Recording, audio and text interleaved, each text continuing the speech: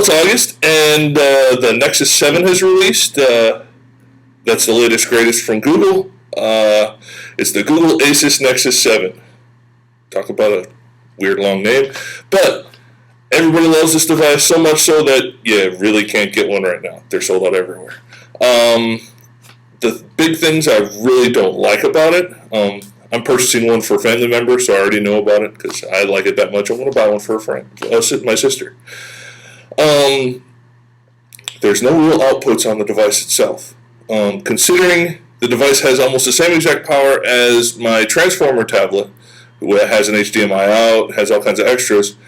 I mean, I understand that the price point doesn't allow for too much expandability because, I mean, they're going with the price of a Kindle Fire, which is $199.99, but they're giving you a 4-core processor with extra video and high-def screen and all that, but there's no expandability, which is kind of a bummer. And Google's been going towards that direction, like since the Nexus 7, I mean the Nexus phone.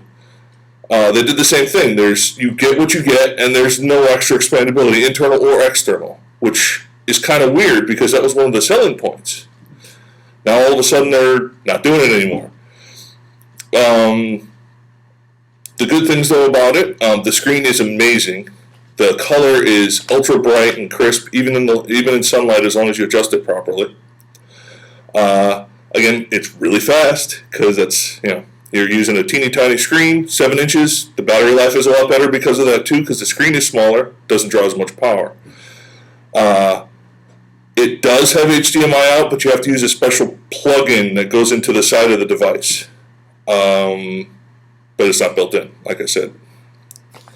I guess it's a cost-saving measure, but I don't like it so much myself. Next version of the Tegra should be coming out soon. That's the processor they used in the Transformer and the Nexus 7. The Tegra 4 should be out by the end of the year. Codename Wayne. It's more of the same processor, just a smaller process, so it's more efficient and it'll be faster.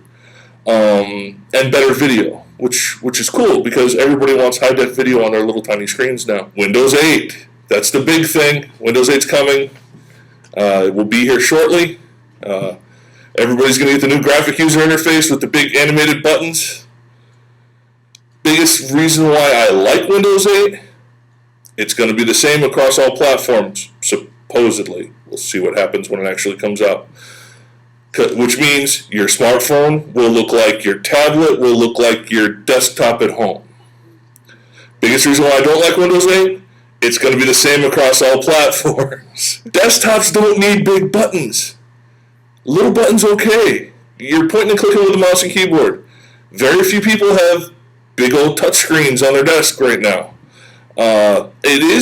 They are available. They are out there. HP makes a really nice all-in-one with the touchscreen on it, and so does Dell.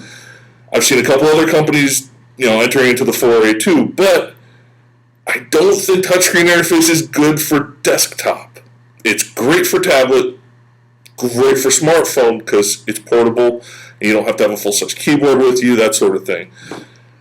But on the desk, I don't think so. For businesses, I don't think so. I mean, seriously, you don't want people tapping on their screen all day. They'll wear out, and for businesses, wear is a big problem. Because you wear out the screen, you have to replace the screen. Replacement costs a lot more than a mouse and keyboard. I can guarantee that. We'll have to see what happens once it actually releases, which, again, like I said, next couple weeks. Should be interesting. Should be interesting to see. It says it's the same across all platforms. The big bonus to that is, let's see if Office works on your smartphone. Because if there's compatibility, that'll be awesome. Because, think about it. You'll buy yourself a copy of Office. It'll work on your desktop. You'll have Word, Excel, all your favorite word processing programs, Outlook, all of that will work on your desktop. Then you'll pull your tablet out to go someplace. Won't really need a laptop anymore because you'll have your tablet. Your tablet will have Word, Excel, all that stuff. And then, in a pinch, because, seriously, a teeny tiny screen, you really don't want to be looking at a Word document or anything on it if you don't have to.